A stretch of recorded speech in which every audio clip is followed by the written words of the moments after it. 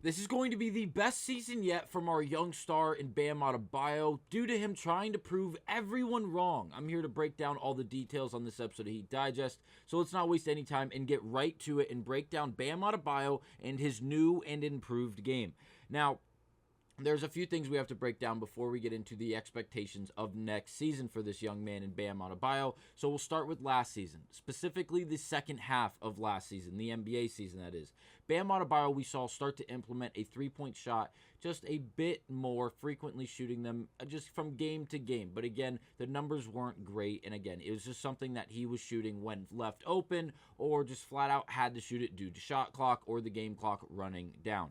Towards the end of that season, obviously the season ends. We go into the summer. Bam Adebayo is elected to play with Team USA for the Olympic trials. During that time, we saw him shoot a few more threes. Obviously, when he's in the game, the three-point shots he does get are weighted a bit more due to the lack of shot selection that he does get with playing with so much other talent on the floor. LeBron, Steph, Ant Edwards, Kevin Durant. The list goes on and on and on. That team was like the Avengers. There's no other way around it. So again, when we see Bam shoot a decent amount during the few games that they play during the Olympic trials, it does mean something. It means he's working on it. Obviously, Erik Spoelstra is one of the coaches on that coaching staff for Team USA.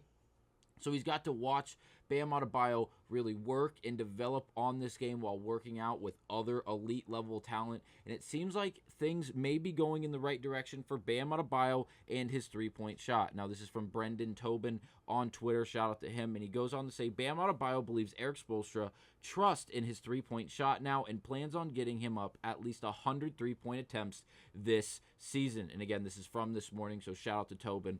But again, this is massive. This actually means that Bam Adebayo's game is fully going to develop. He's going to fully implement a new factor into his game that is going to diversify not only his game specifically, but the Miami Heat's offense as a whole, due to the fact that obviously we're going to have so much scoring talent in our roster or on our roster and in our lineup and just in the starting five, whether it be Rozier, Hero, Butler, Adebayo, and Ware, or whatever the starting five may be. If Hero's not in that lineup, if Ware is not in that starting lineup, things can get very, very interesting for this Miami Heat team, and it seems like they're going to have a lot of capabilities in the sense of Mitch in matching and just being able to really get things going and just not keeping the same lineup night in and night out, something that we saw last year when the hand was really forced to do so due to the injuries and really just the absences from some of the key players. Now, this three-point shooting doesn't end there. Shout out to Emo Jimmy on Twitter as we're citing him again on this channel. He goes on to say, Duncan Robinson on Bam Adebayo shooting threes. And again, this is a quote on Duncan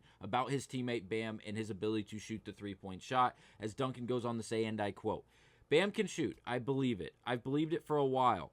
I've been telling him to shoot those trailing threes for a while now. I think he can add an element to him as an offensive player. I think he should shoot them. End of quote from Duncan Robinson. So again, one of the best three-point shooters in Miami Heat history. And I know that may seem like a stretch. Duncan seems like he's only been here for a few years. He hasn't hit the big shot when it's needed to win an NBA Finals like Ray Allen or Mike Miller or Shane Battier. I understand. The kid can shoot the laces off of the net. There's no way around it. The kid can shoot. Udonis Haslem, Mike Miller, Shane Battier, all these guys have said it. There's no way around it. This kid can shoot. And the fact that he's praising someone in Bam, he's not going to just say it. He's not going to give Bam Adebayo a false confidence to go out there and start shooting threes just to end up shooting 30% or 27 or 25% from three, because that would not only hurt Bam as a player, but really the Miami Heat team overall, because if Bam's shooting those three-point shots and he's making them at that clip of 30 or less percent, we would much rather someone like Tyler Hero, Jimmy Butler, Duncan Robinson, or any other player on this Miami Heat team who can shoot threes effectively to shoot those shots. So again, I think this is very, very good for Bam's confidence. I think he already is a very, very confident human being going into this season after the last 6 seasons, or now 7 seasons, he has had in Miami. He's now only 27 years old, just freshly turned 27. He's listed at 6'9", but again, we know how NBA heights work. Everyone seems taller than what they are listed at. Now, for his points last season, he averaged 19.3 points, 10.4 rebounds, and 3.9 assists per game with 0.9 blocks, just under the 1 block per game mark, and then 1.1 steals while shooting 52% from the field. And again, 35.7% from behind the three-point line. You do have to remember, he does not shoot a lot of those threes, and the majority of the threes that he shot last season came in the end of the year. Now, I do have his actual game, or his actual amount of shots he took last season from three-point land. Last season, he shot a record 42 attempts from the three-point line, or from behind the three-point line. He made 15 of those 42. And again, if you just look through these columns, that is by far and away the most, and it's not even close. Obviously, the year prior, he made 1 out of his 12 attempts. The year before that, 2 years ago, he went 0 for 6 throughout the entire 82-game season. 2 for 8 the year prior, 2 for 14 in his third year. His second year in the league, he shot 3 of 15. Crazy amount of volume for a second-year player who then again went away from it entirely for the next 5 years. And then his rookie year, he went 0 for 7. So again, this is a new implement to the Bam Adebayo game and really the Miami Heat offense. Last season, we saw it work to some extent, and if he can knock him down around that 38 to 40% mark, I can definitely see a world where Bam Adebayo gets 100 three-point attempts and possibly even more, around that 115 to 125 mark, again, if he's knocking it down at that rate. So again, I can't wait to see how it plays out. I can't wait to see how it affects this Miami Heat squad overall. I think it'll be a massive, massive benefit being able to stretch the floor as well as shrinking it with Bam Adebayo in a massive lineup who, again, can stretch the floor with Kelman Ware, who again is 7'1". It is going to be so much fun to watch and see. Now, with this improvement to Bam Adebayo's game, my only question left is where does he rank amongst centers? Now,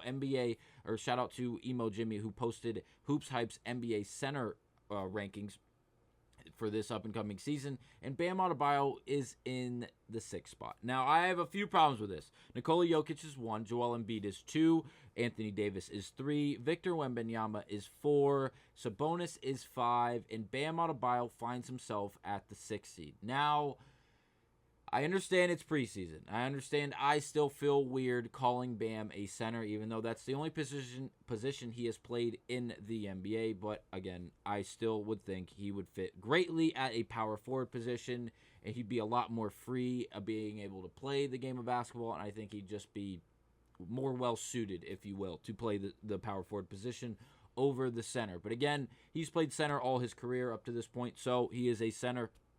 I don't think he is accurately the 6th best center in the league. I think he's higher than that. I think Sabonis and Anthony Davis are wildly overrated, in my opinion. I think Anthony Davis's best years came in Kentucky Blue. Yes, I know that may sound crazy. You can debate me. You can argue with me.